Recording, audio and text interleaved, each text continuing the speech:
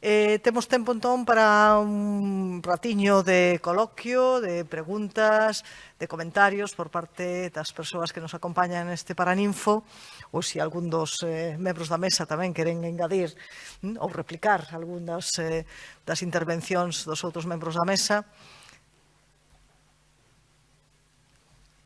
Algúnha intervención? Sí, Marilar. Non sei se hai un micro. Sí.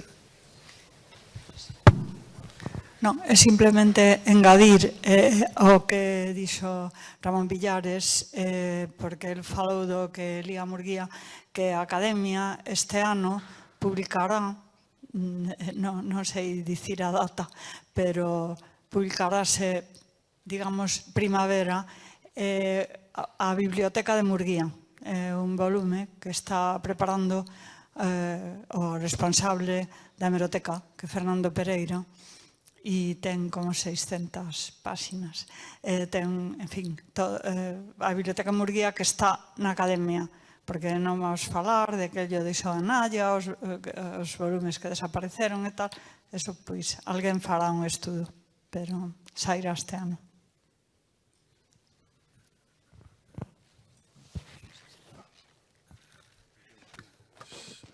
Sí, eu coñezo máis ou menos esa biblioteca nunha relación dos títulos, non?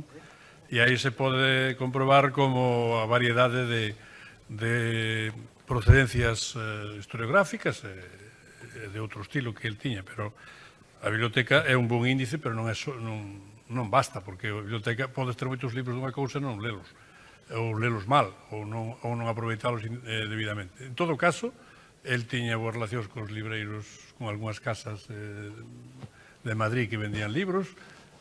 Como lle decía Alejandro Chao, xa de xoven, non olvides el franchute que te será de mucha utilidad.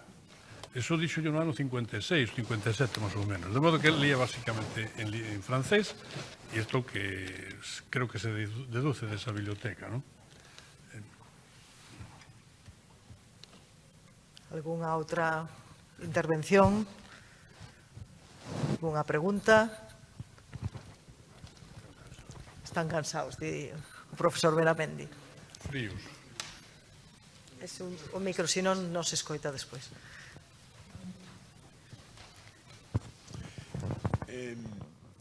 A mí gustaríame que ampliase un pouco máis calquera dos componentes da mesa, non? Pero o éxito social extraordinario que tivo a proposta mítica do celtismo, non?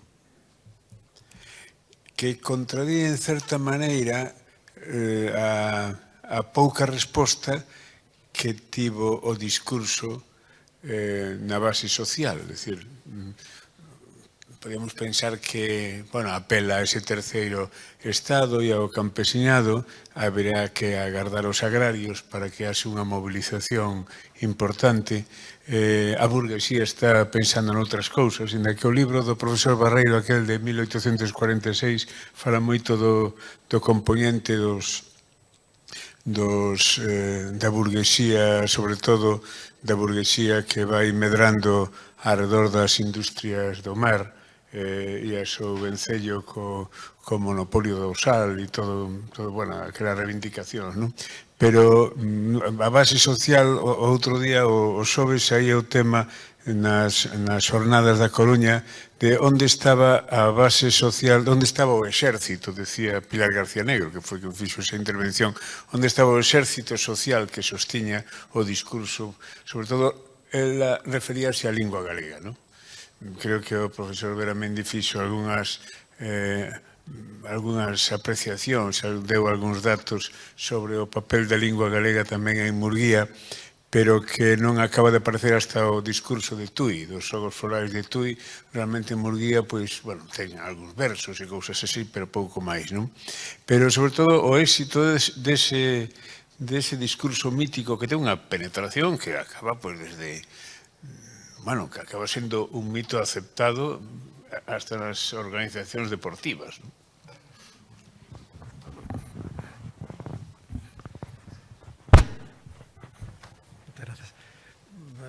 A pregunta é complexa, non estou en condicións de responder de xeito acaído, porque porque é un tema que habría incluídos os apóstrofos, eses apóstrofos irlandeses que andan por aí, o campestre, o coma o campestre. Efectivamente. Eu sempre entendo que esta generalización de merchandising realmente, non, do Camino de Santiago, por exemplo, podese ver a cantidad de simboloxía celta que acompaña o Xacobeo, pero eu relaciono, e é unha pura impresión que non teño base para elo, co reverdecer dos movimentos, non tanto en Irlanda como en Bretaña, que tivo unha dimensión cultural, que foi da música celta, dos festivales, etc. Que veu polo mundo musical máis que por calquer outro. E iso foi nos anos 60 e 70, onde se produciu a remisión.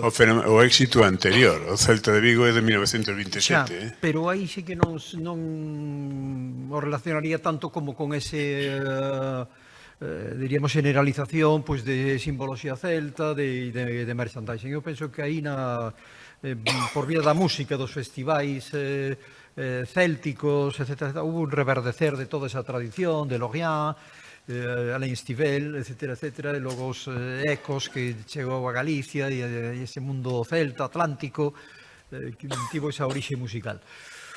Pero realmente sería de interese hoxe facer unha enquisa para ver exactamente que o común da xente cando se lles pregunta por ese tipo de raíces, porque recordemos que durante moitos anos, mentre un decían que Galicia era celta, pois para os campesiños, cando se lles falaba calquera que viaxara un pouco por Galicia do interior, pois eran os mouros, os que estaban nos castros.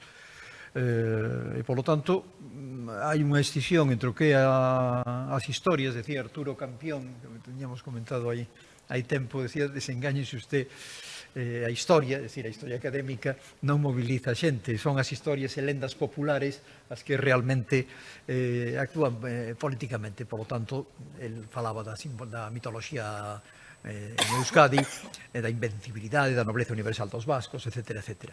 Isto non ten base ninguna, pero isto é o que moviliza.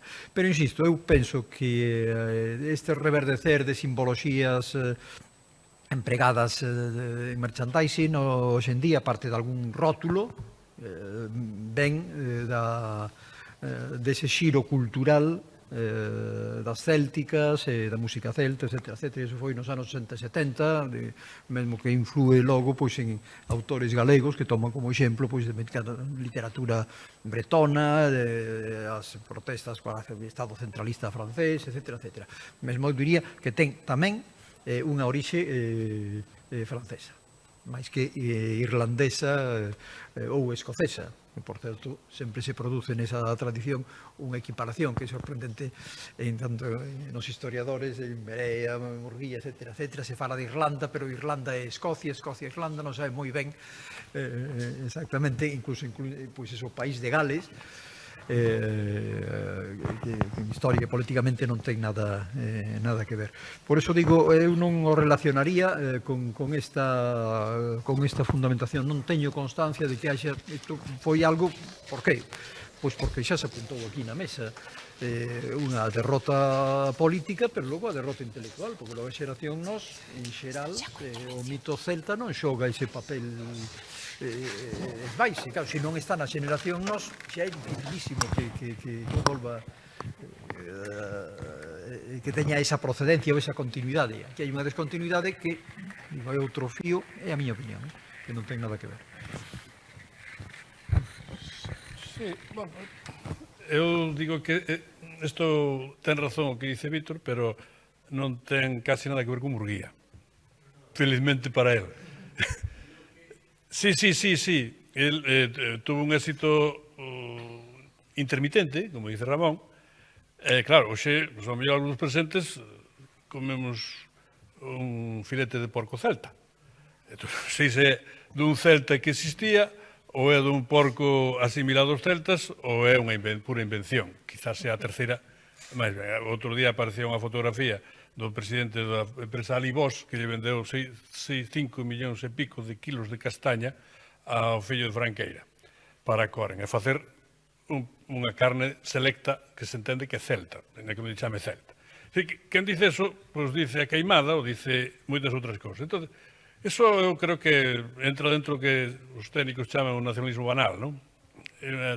É como facer poatría a través das caixas de cerillas ou dos bombóns ou que sea, ou da manteiga, no caso danés, en fin. Pero, para ver, iso é moi importante. Por exemplo, na emigración, o celtismo foi casi é unha religión salvadora, porque o que os defendeu frente á agresividade dos tanos e outros núcleos de inmigrantes, por exemplo, na Argentina, ser celta, a manifestación que fixeron o día que chegou Ramón Franco ao frente do Plus Ultra, como expresión de nós sí que temos unha raza poderosa porque é capaz de cruzar o mar, e vos, tanos, non. Entonces, permiteu moitas, permiteu moito autoestima e que se tivese pois unha consideración do galego diferente a como popularmente se tiña. Pois, nese sentido, eu creo que Murguía non era nin consciente de que isto podera suceder, pero na práctica sucedeu. E logo, é o que dice Ramón, eu estou convencido que, por exemplo, Galicia, até os anos 50, non formaba parte do panceltismo. Non foi nunca invitado, ou se foi, non foi ninguén, non sei se Plácido Castro unha vez, aos congresos celtas que se facían en Gales, que é onde se empezaron a facer dunha forma sistemática no século XIX. Pero, a través do Pierre-Jacques Eliat, o autor do Cabalo do Orgullo, non? Que era, non sei por qué, traballaba no medio de comunicación e empezou a facer reunións de grupos folclóricos de toda Francia. E a partir deso, por que non fai tamén das irmás celtas? E aí foi onde entrou Galicia. E entrou Galicia como? Pois a través dun señor de Ortigueira, e logo de Cunqueiro. Antes de Lorián era ainda. Estou falando dos anos 50. Por exemplo, Laureano Álvarez, que era un articulista que falaba periodista especializado en arte, que escribe na Voz de Galicia. Moi aficionado á música popular. Pues, el foi alá. E foron algúns de Vigo. Isto, claro, as cousas nacen, pero nacen porque hai un humus debaixo. Eu creo que ese humus, no fondo, ten paternidade Murguía, pero non é responsabilidade de Murguía, senón que pois, popularmente se foi transformando, se foi, en certo modo, banalizando, pero o banal tamén nos sirve.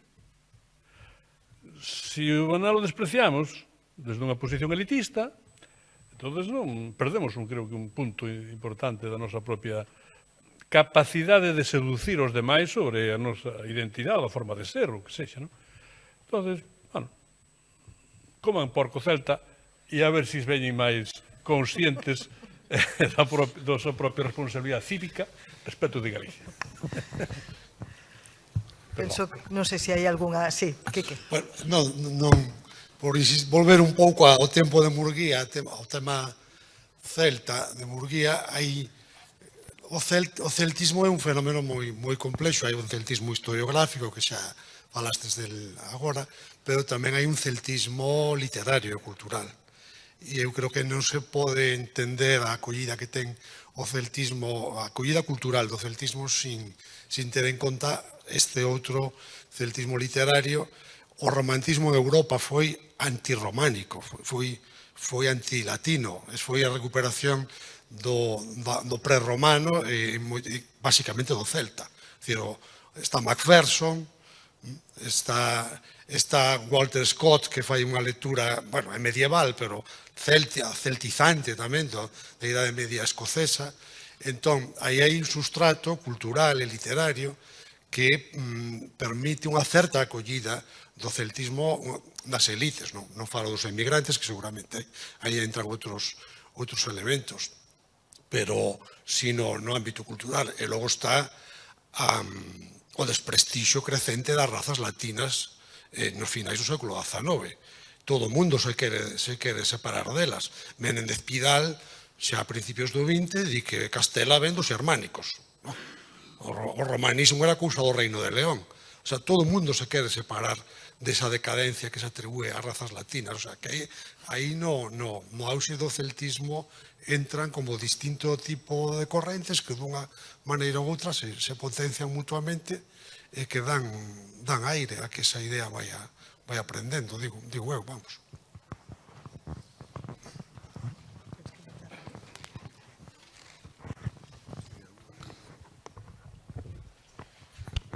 Sí, totalmente de acordo. Pero aínda máis, que prestamos atención que son os movimentos literarios como obras ailladas ou autores, o Ivanhoe de Walter Scott, que é a lectura normanda, celto-normanda, etc., etc. Pero o que resulta interesante son as investigacións máis recentes que falan da rede de intercambios e de influencias que funcionan en toda Europa, que conectan centros, círculos culturais, autores, cidades, de talmente que ten unha poderosísima obra de Joep Lersen neste sentido é extraordinaria, porque amosa mediante mapas as redes de intercambios intelectuais, culturais e literarios que se fan dentro do movimento ele analiza o nacionalismo romántico en toda Europa e os círculos de lectura no mesmo sentido que fai Franco Moretti tamén, pois de ver esas redes de lectura, de influencias, etcétera, etcétera. Co cal, claro, evidentemente, conjuntamente con ese desprestixio e o norte e esa admiración pola que se chamaba pois a colmea, digamos así, o ensamio do norte, o desprestixio do sur que está presente en toda esta mitoloxía céltica. En definitiva, estamos falando de arianismo, e Murguía reitera constantemente o arianismo e o emprega moitísimo máis incluso que o celtismo. Ten esa outra dimensión que é relativamente distinta, porque non ven de Gumplowicz, de Gobineau, da teoría da raza, sino que ven justamente pois esta literatura nórdica de toda esa invención. Pero insisto que todo isto, ademais de autores e autoras literarias, ten unha rede de intercambio extraordinariamente ricaz en centros culturales, en institucións, en patrimonio, en bibliotecas e intercambios. E esa é unha dirección a estudiar extraordinaria. De feito, nos mapas de Joep Lersen figura como se crean en Galicia os xogos florais, de onde veñen a partir das raíces francesas e, digamos, o proceso que van penetrando desde as institucións dos xogos florais, que son absolutamente, e asumen un carácter netamente, escasamente floral, sino político e de afirmación como tal, e que forman parte de eso que podíamos chamar algo fundamental, que é o campo multiorganizativo do nacionalismo. Miramos simplemente os partidos políticos e as obras precisamente políticas. O nacionalismo traballa en un campo multiorganizativo onde as asociacións deste tipo, culturais, de folclóricas, etc., xogan un papel fundamental, e as culturais e as literarias, e evidentemente a creación dese horizonte do lector, digamos así, desde o punto de vista da estética da recepción da literatura romántica, é un elemento fundamental que ademais se reforza en toda Europa, e eso explica de repente esas lecturas, esas bibliotecas e eses constantes contactos e os préstamos e a intertextualidade total e absoluta, como vemos cando eu traballei sobre Murguía, veía ali as citas textuais tomadas e cos papeliños que aínda debían ser del postos nas páxinas dos autores franceses nos que se inspiraba para a súa obra. Temos un minuto, sí. Queres falar? Eu? Sí. No, que esta pregunta me parece moi pertinente, pero esta observación. Pero hai que decir que tamén Murguía foi un pouco culpable en non desenvolver en Galicia ese tipo de literatura, porque a súa enemistade con Viceto foi máis que africana, despois de ser amigos bastante próximos, non? El, en certo modo, estaba dotado para ser o Walter Scott galego, pero non foi. E Viceto quixo selo, pero non puido. Pero algúns por exemplo, Murguía non aceitou o mito nin a lenda de Pardo de Cela. nos seus reflexos históricas. Quen a puxo en circulación foi justamente Viceto. E quen empezou a decir Deus fratesco e Galequia foi Viceto, foron os fidalgos de Monforte.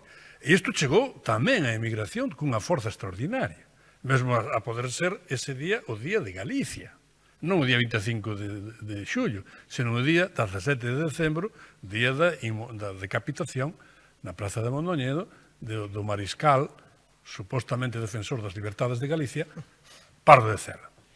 Entón, aí, o que creou unha cousa, bloqueou outra. Isto acontece na historia da cultura, é bastante común, non?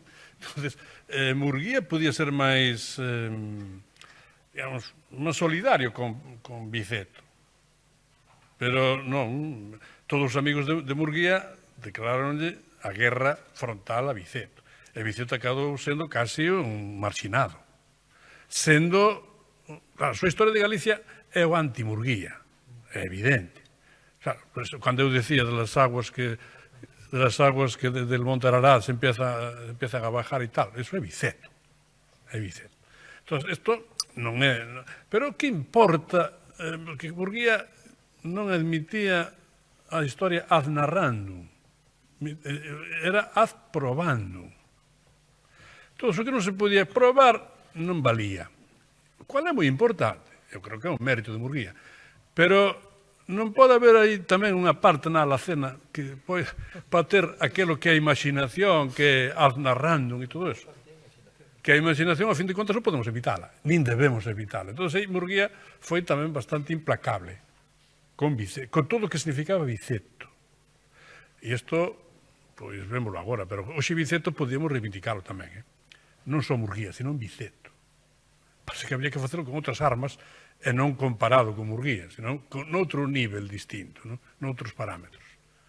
Bueno, isto só para complexizar un pouco ese problema do celtismo e da literatura macphersoniana e todo isto. Penso que temos un par de preguntas máis por aí, despois... Bueno, non tinha pensado en intervir, pero estou bastante con Ramón Villares, no sentido en que en todos os congresos onde un asiste parece que estamos empeñados os galegos en desfacer os nosos propios mitos, cousa que noutros lugares non se fai. Os británicos teñen o rei Artur, está por aí, corre a lenda, non pasa nada, os nivelungos en Alemania, e os españoles incluso o Cid Campeador.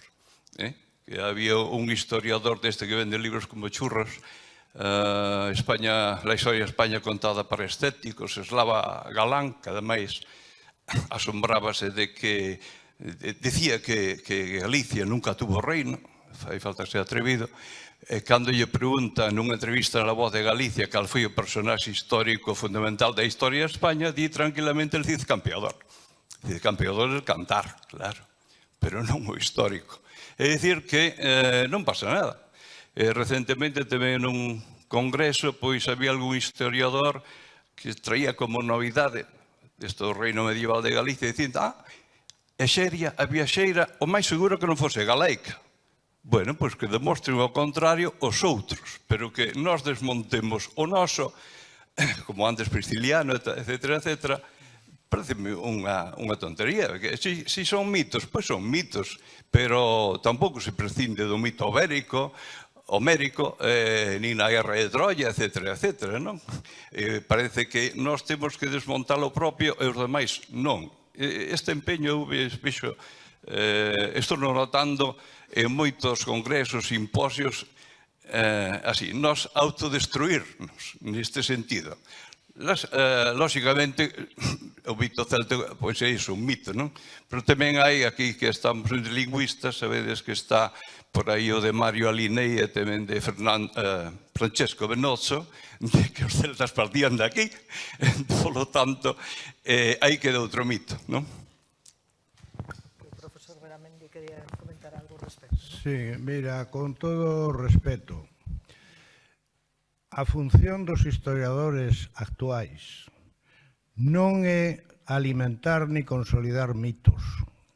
Eso está moi ben para os políticos, para as sectas religiosas, para tal, pero si queremos ser científicos sociais, o que tenemos é que analizar que hai de realidade e que non dentro do mito e a súa eficacia social, eso sí, pero non estamos aquí para defender mitos. Creo eu, Esa época pasou,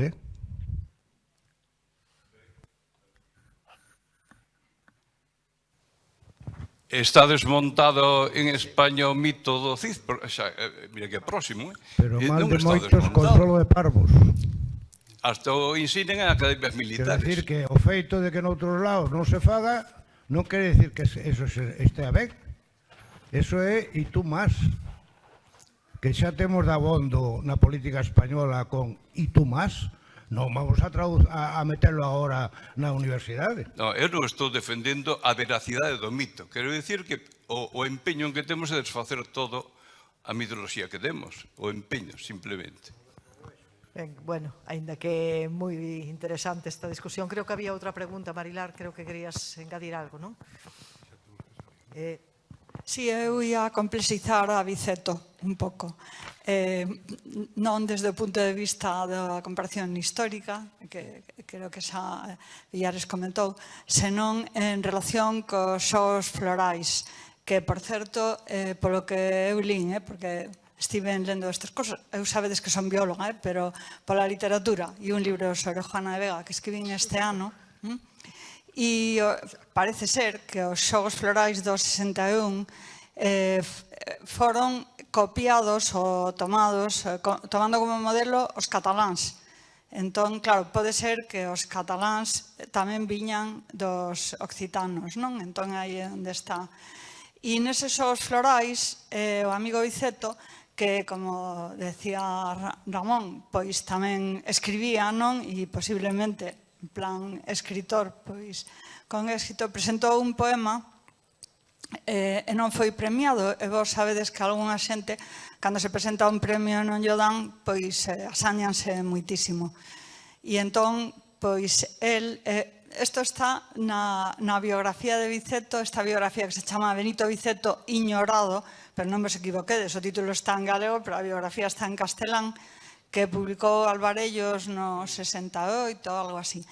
E entón, bueno, non sei, o mellor Moncho non lle dá crédito, o sea, Villares non lle dá crédito a isto, non sei, quero dicir, non sei esa biografía como é de fiel, pero ali o que se explica é que el presentou isto e como non lle deron o premio, que isto pasa, porque claro, se presentan 20, pois só lle dan a un, atribuíulle a responsabilidade a Juana de Vega, que non estaba no xurado, pero Juana de Vega era a organizadora dos xogos florais. E entón, esa foi a razón, aínda que eu non o sabía, cando escribín a novela das malas mulleres, isto encontrei-no despois, de que el votara a Concepción Arenal e a Juana de Vega da escola que tiña montada na galera e, por tanto, impediu ler as presas. O sea, por unha historia dun premio. Entón, xa digo, non sei se a biógrafa esta é moi fiable, pero complexicemos.